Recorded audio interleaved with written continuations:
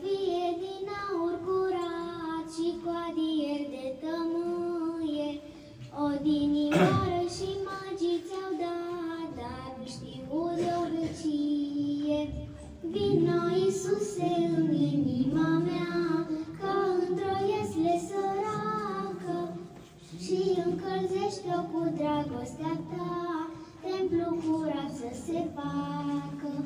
Vino, Iisuse, în inima mea, ca într-o iesle săracă, și încălzește-o cu dragostea ta, templu curat să se facă. Dar dacă aur în mine nu am, atunci cu râvnă fierbinte sare spre tine ca bunii păstori și ca oița cu minte.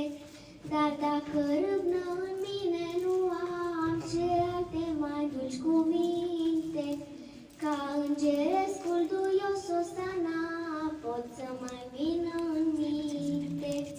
Vino, Iisuse, în inima mea, ca într-o iesle săracă, și încălzește-o cu dragostea ta, templu curat să se facă.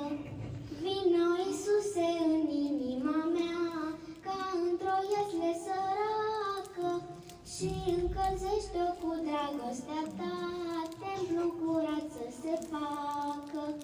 Un fir de paie, săracul meu gând, ca alte paie 1000, măcar cu ele să-ți faci așternut, prun coborât din vecie. Ca și sărac eu doar ție mă-nchin, chiar de n-am daruri să-ți placă, și aduc cu mine tot vechiul colin, nașterea ta să-mi slăvească.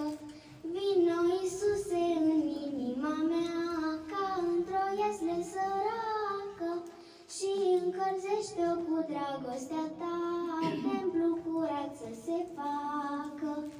Vino, Iisuse, în inima mea, ca într-o iesle săracă, și încălzește-o cu dragostea ta, templu curat să se facă.